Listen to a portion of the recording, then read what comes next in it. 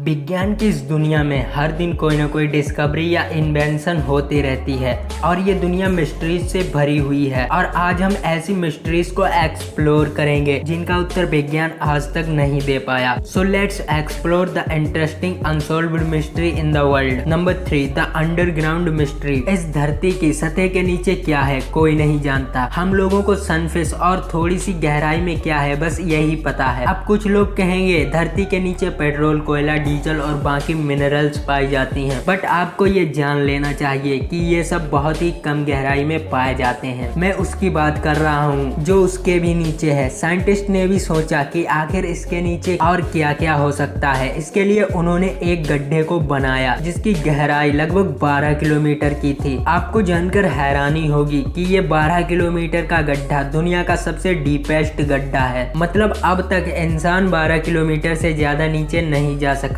इस गड्ढे का नाम है Kola super deep bore hole और ये रसिया में मौजूद है। और तो और इस गड्ढे को बनाने में लगभग 26 साल लग गए थे। और कुछ लोगों के मन में ये सवाल आ रहा होगा कि इसे और क्यों नहीं खोदा गया, सिर्फ 12 किलोमीटर तक ही क्यों डक किया गया। इस प्रोजेक्ट को इसलिए बंद कर दिया गया क्योंकि जब ये गड्ढा 12 किलोमीटर तक पहुंचा तब इसकी टेम्परेचर काफी बढ़ चुकी थी। जैसा कि धरती के नीचे जितना अंदर तक जाओगे उतना टेम्परेचर बढ़ता रहता है और 12 किलोमीटर पर टेम्परेचर इतनी बढ़ गई थी कि इस गड्ढे को आगे की खुदाई करना इम्पॉसिबल था। इसलिए इस प्रोजेक्ट को बंद कर दिया गया। साइंटिस्ट सिर्फ अनुमान ही लगा सकते हैं, बट रियल में इस धरती के नीचे क्या है किसी को नहीं पता। इस गड्ढे को deepest artificial point on earth कहा जाता है, पर इसके नीचे क्या है किसी को नहीं पता। इसको जस्ट हम प्रेडिक्ट कर सकते हैं। हम लोग अपने एनालिसिंग और थिंकिंग से जस्ट थ्योरीज को निकाल सकते हैं, पर एग्जैक्टली ये नहीं कह सकते कि आखिर इसके नीचे क्या है। Rain of water mystery number 2। वो घटना थी इस दुनिया की सबसे रहस्यमयी घटनाओं में से एक जिसे आज तक एक्सप्लेन नहीं किया जा सका। ये आज तक की सबसे अनसुलझी रहस्यमयी घटना थी। दिन था 5 जुलाई 2001। दोपहर के समय तेज हवाएं चल रही थी। सभी लोग उस सुहाने पल का मजा ले रहे थे। तभी अचानक से बिजली कड़कना शुरू हो गई और फिर ऐसी चीज हुई जिससे वहाँ के लोग आश्चर्यचकित रह गए।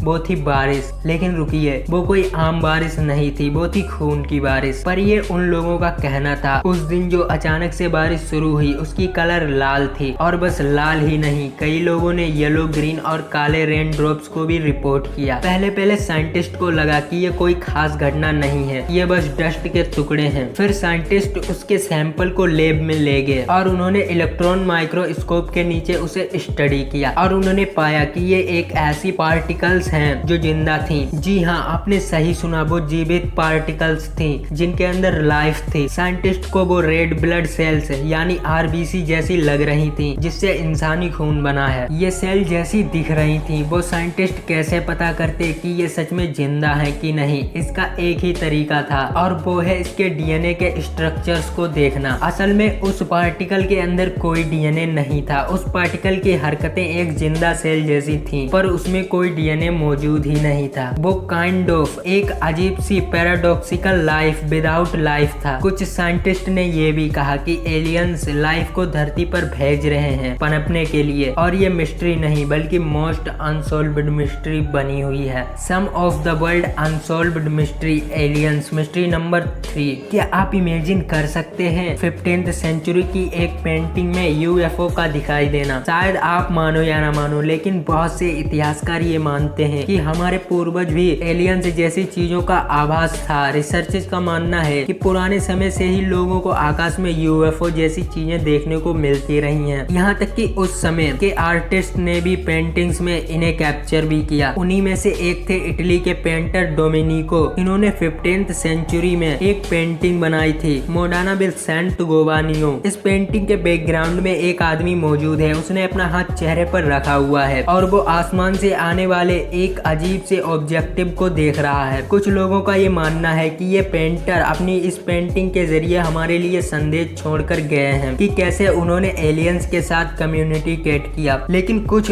ऐसे लोग भी हैं जो कहते हैं कि ये थ्योरी बिल्कुल बकवास है। उनका कहना है कि ये एक धार्मिक पेंटिंग है और ये मिस्टीरियस ऑब्जेक्टिव एक देवदूत है। सच क्या है कोई नहीं जानता, लेकिन इतना जरूर है कि इस मिस्टीरियस ऑब्जेक्टिव को देखकर ये नहीं लगता लगता कि ये कोई फरिश्ता या फिर देवदूत है, बल्कि ये एक यूएफओ की तरह दिखाई देता है। दोस्तों, हमारी वीडियो की नोटिफिकेशन पाने के लिए इस चैनल को सब्सक्राइब करके बेल आइकन ऑन करना बिल्कुल ना भूलें।